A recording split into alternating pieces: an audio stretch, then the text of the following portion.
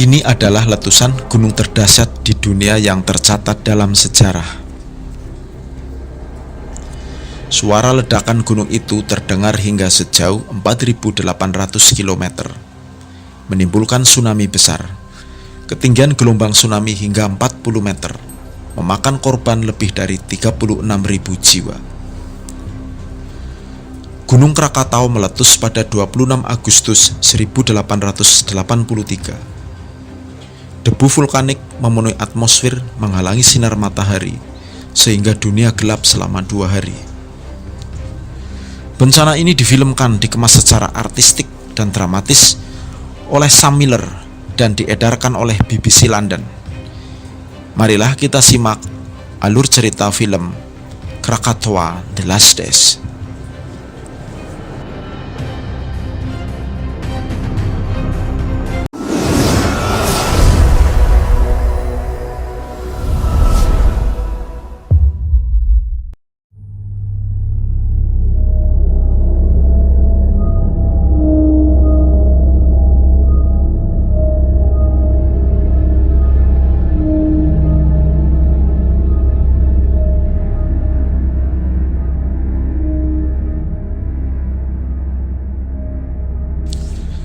Film ini ditulis berdasarkan catatan dan wawancara korban selamat kala itu.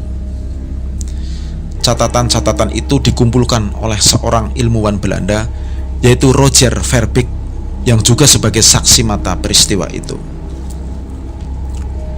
Tahun 1885, yaitu 2 tahun setelah Krakatau meletus, Roger Verbeek masih trauma mengingat kejadian itu. Ia sangat menyesal karena seharusnya dia berbuat sesuatu sehingga korban tidak banyak. Adalah Gunung Krakatau yang letaknya ada di Selat Sunda, yaitu laut di antara Pulau Jawa dan Pulau Sumatera. Krakatau hanyalah salah satu dari ratusan gunung Merapi yang ada di Indonesia. Diceritakan di Katimbang, Lampung, tinggal sebuah keluarga Belanda. Willem Beijering adalah seorang pengawas di bank kapas milik kompeni Belanda. Willem mempunyai seorang istri bernama Johanna, 3 orang anak, dan seorang juru tulis orang pribumi yang bernama Tokaya.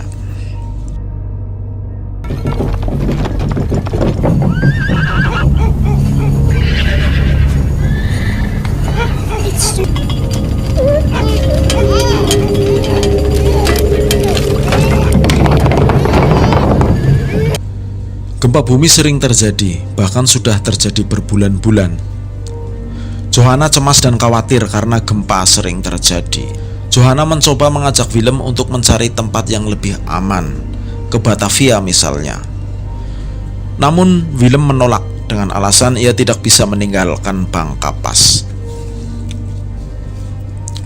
Pada Mei 1883, Roger Verbeek mengunjungi keluarga Sweet yang bekerja dan tinggal di mercusuar keempat di Pulau Jawa atau sekitar 30 mil ke arah timur dari Krakatau. Roger Verbeek mendapatkan laporan tentang peningkatan aktivitas Krakatau dan dia ingin melihatnya sendiri. Aktivitas Krakatau dapat dilihat jelas dari mercusuar. Namun Roger Verbeek menyepelekan fenomena itu dan menganggapnya tidak berbahaya. Roger Verbeek diberi sebuah batu apung oleh anak squid. Batu apung itu ditemukan oleh anak squid di pantai. Roger Verbeek tidak menyadari penemuan batu apung itu mempunyai rahasia. Suatu pertanda ada kejadian di dalam perut Krakatau.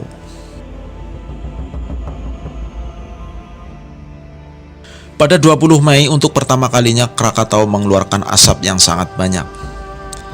Seharusnya itu menjadi sebuah peringatan kepada orang-orang. Namun sebagian orang justru pergi berwisata ke Krakatau. Join the excursion of a lifetime. Take a boat trip to the furnace of the gods, Krakatoa, and walk on a live volcano, one of the greatest natural wonders of the world. My hotel guest, your ship. The Loudon is not a pleasure steamer. Furnace of the gods is built. Pada 27 Mei 1883, kapal uap Loudon membawa 86 penumpang sedang berlayar menuju Krakatau. Nahkoda kapal itu bernama Lindeman. Di Krakatau sendiri sudah banyak wisatawan.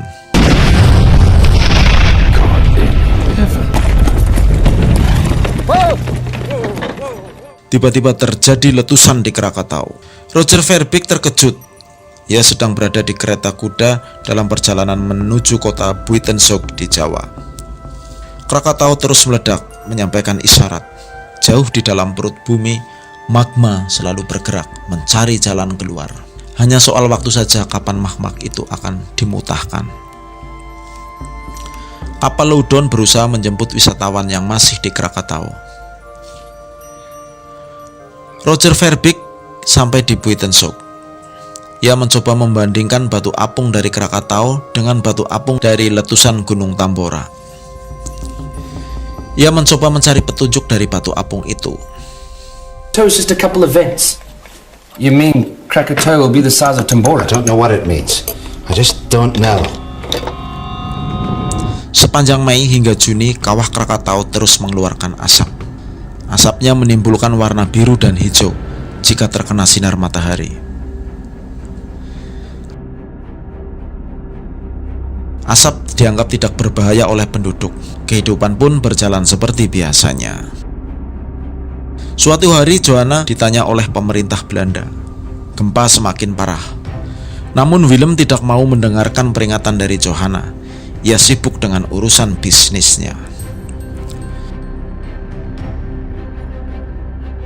Kenapa kamu tidak bersama anak kamu? Yang kecil sedang bersarapan pagi. Saya mau telur tetapi Ayam tidak bertelur, Nyonya. Tanda-tanda alamiah akan datangnya bencana mulai muncul. Ayam-ayam tidak lagi bertelur. Kera-kera yang biasanya banyak di pepohonan pergi entah kemana. Willem bertanggung jawab atas keselamatan orang-orang di wilayahnya. Ia selalu mendapat informasi-informasi tentang peningkatan aktivitas Krakatau. Namun Willem tidak berbuat apa-apa. 25 Agustus, yaitu malam sebelum terjadinya letusan, Johanna berbincang dengan Roger Verbeek. Johanna merasa ada bahaya yang sedang mengancam mereka. Apalagi hewan-hewan telah menunjukkan tanda-tanda yang aneh. Namun Roger Verbeek tetap mengabaikan kekhawatiran Johanna. Johanna kecewa. Roger Verbeek yang seorang ilmuwan geologi seharusnya tidak mengabaikan tanda-tanda alam itu. Minggu 26 Agustus di hari letusan, kehidupan penduduk berjalan seperti biasa.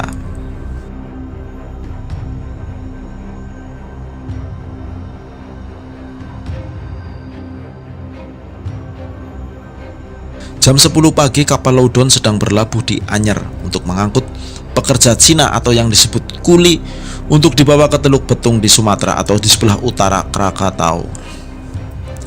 Para kuli ini menempati ruangan paling bawah di kapal, sementara wisatawan Eropa berada di dek atas.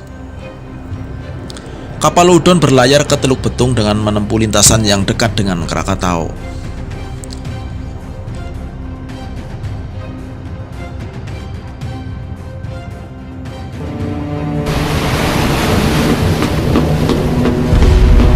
Need to change course, Mr. Jensen. Aye, sir.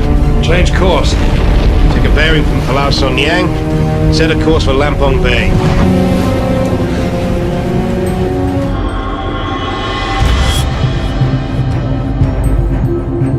Sementara itu Willem dan Johanna sedang menghadiri sebuah perayaan pembukaan pasar.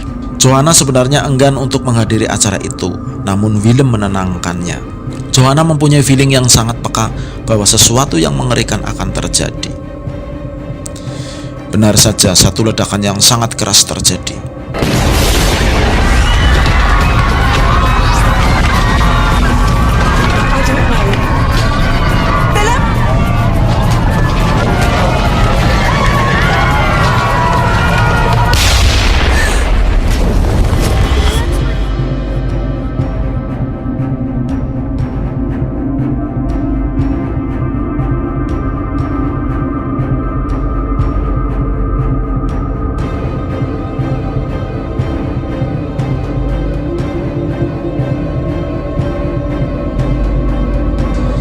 Willem sibuk mengatur pegawainya, sementara Johanna berteriak mengajak Willem pergi.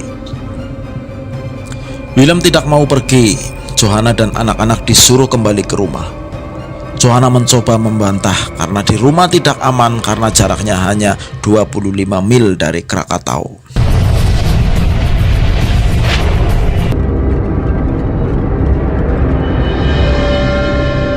Kini Gunung Krakatau itu benar-benar meletus.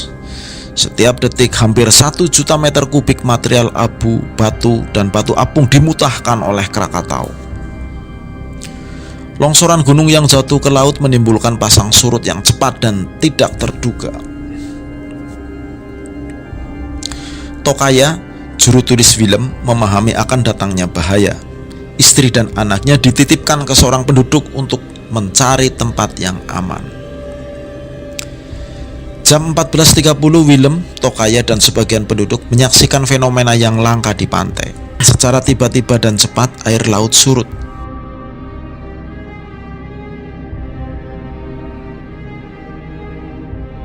Ikan-ikan tertinggal di darat. Anak-anak berlarian bermain di laut yang surut jauh, namun tak lama. Seketika itu datanglah ombak setinggi 40 meter, menelan dan menerjang apa saja yang dilewatinya. Tuan!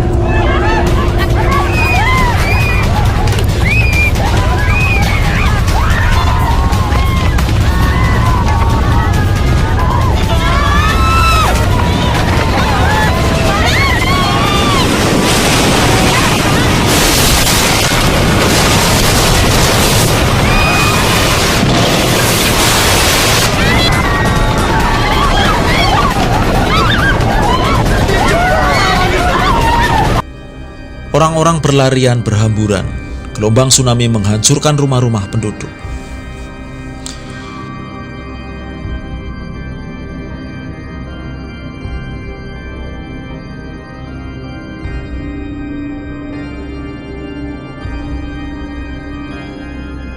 Johanna dan anak-anaknya di rumah mencoba menyelamatkan diri dengan naik ke lantai atas.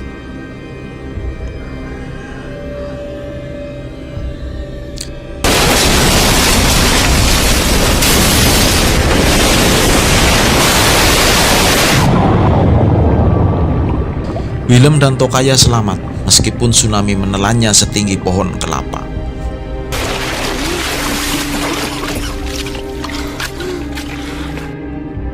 Johanna dan anak-anaknya juga selamat. Mereka terkejut karena air menggenangi rumah hingga mencapai lantai atas. Willem kembali ke rumah dan mendapati keluarganya selamat. Mereka sangat terharu.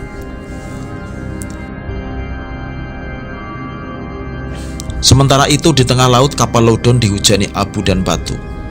Hal itu sangat merepotkan kapten dan kru kapal. Tsunami dahsyat itu lebih besar bergerak ke utara, menghancurkan bank kapas dan menewaskan ribuan orang.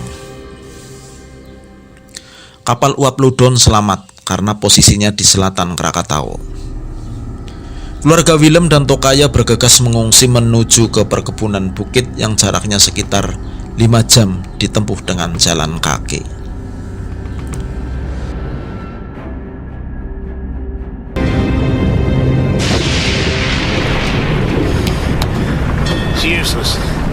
Krakatau terus meletus, tak ada hentinya. Keadaan semakin buruk di kapal Loudon. Hujan abu dan batu semakin lebat, menambah beban kapal. Jika ini dibiarkan, kapal bisa oleng. Kapten Lindemann menyuruh sebagian penumpang dan kru membersihkan dek.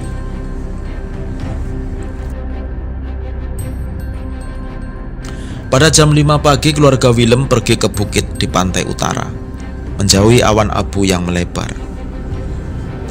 Mereka berjalan menerobos hutan, menaiki bukit dengan diiringi gemuruh lautan yang seakan-akan masih mengejar mereka.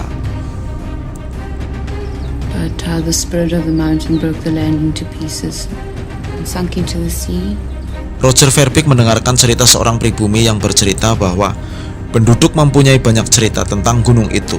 Di antaranya adalah dahulu pernah terjadi bagaimana roh jahat memecahkan gunung itu dan menenggelamkan ke laut, hingga akhirnya gunung itu kini muncul kembali. Teman Roger Verbeek menemukan sebuah kitab, Pustaka Raja Purwa, tulisan Pujangga Jawa, Rangga Warsita. Ada bagian di kitab itu yang menceritakan bahwa di tahun 416 ada gunung meletus hingga hancur berkeping-keping dan tenggelam ke bumi. Kemudian terjadilah gelombang tsunami yang membanjiri daratan. Roger Verbeek menyimpulkan bahwa sejarah bisa saja terulang. Krakatau meletus dan air laut naik ke daratan.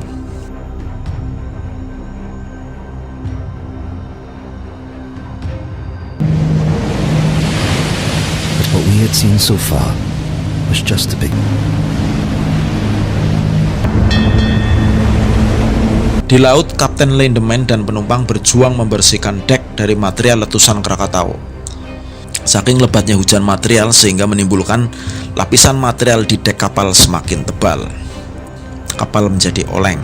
Kapten Lindemann mengambil keputusan agar kapal tetap seimbang, maka semua penumpang harus masuk ke dek yang paling bawah, yaitu dek yang ditempati oleh pekerja Cina. Awalnya wisatawan Eropa menolak disuruh pindah ke dek bawah. Namun dengan tegas Lindemann memaksa, jika ada yang menolak pindah ke dek bawah, maka akan dilempar ke laut. Akhirnya semua penumpang mau pindah ke dek bawah. Para wisatawan mau tidak mau harus terbiasa bercampur dengan kuli. Di antaranya harus minum air dengan wadah dan gelas yang sama. Senin 27 Agustus 1883, pagi itu tidak ada fajar di Krakatau. Sepanjang malam letusan meningkat. Dentuman-dentuman bisa terdengar hingga ratusan mil.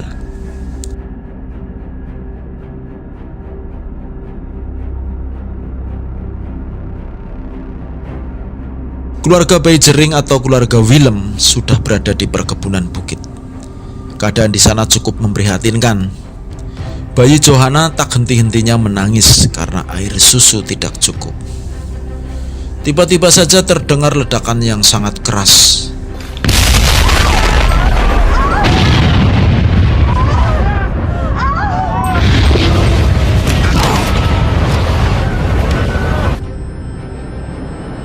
Saking kerasnya hingga membuat telinga terasa sakit dan tidak dapat mendengar dalam beberapa saat. Gempa besar kembali terjadi. Roger Verbeek tangkap akan keadaan itu.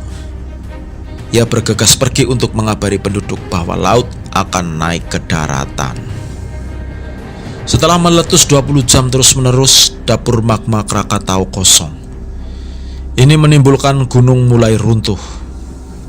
Ledakan yang ditimbulkan sangat besar, hingga terdengar 3000 mil sampai di Australia. Ini adalah suara paling bising dalam sejarah. Jutaan ton abu dan batu apung jatuh ke laut. Ini memicu tsunami yang lebih besar dari yang sebelumnya. Di laut, Kapten Lindemann sibuk mengendalikan kapalnya.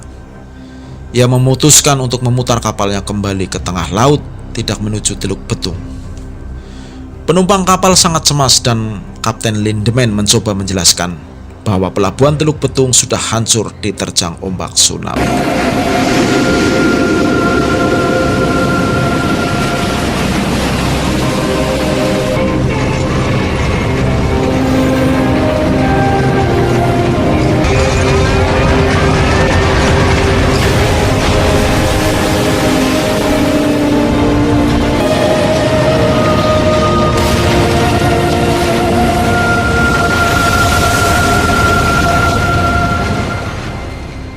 Kapal Loudon selamat dari terjangan ombak tsunami. Di mercusuar 4, Sweet tidak juga mau turun, padahal istrinya berkali-kali mengajaknya untuk turun karena bahaya sedang mendekati mereka. Akhirnya tsunami itu pun datang dan menyapu menara mercusuar tempat tinggal keluarga Squid. Ombak setinggi 40 meter mengangkat menara dan pondasinya sekaligus, menghancurkan pantai, menghancurkan kota-kota, desa-desa, dan puluhan ribu orang tewas.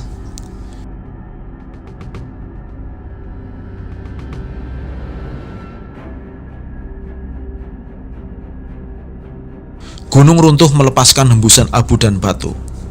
Abu dan batu yang panas menaikkan suhu air laut hingga 500 derajat Celcius.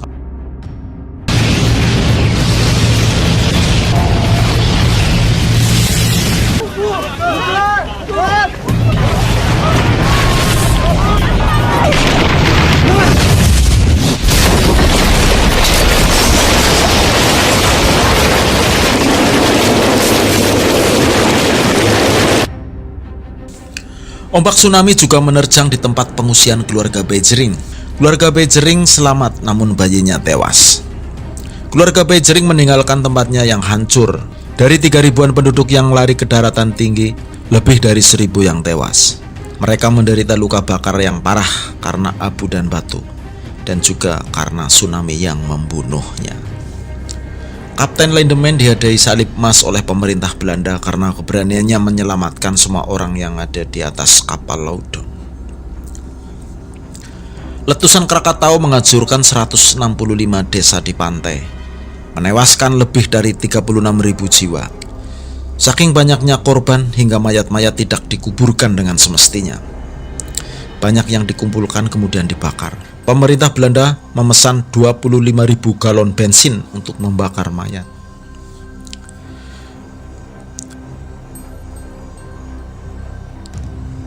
Setelah kejadian itu, Willem masih terus bekerja di pemerintah Belanda hingga 13 tahun ke depan dan akhirnya pensiun, kemudian pulang ke Belanda. Letusan itu mempunyai dampak yang sangat jauh. 20 juta ton belerang disemburkan ke atmosfer, menyebabkan pandangan senja di seluruh planet, menurunkan suhu global hingga ke abad 20.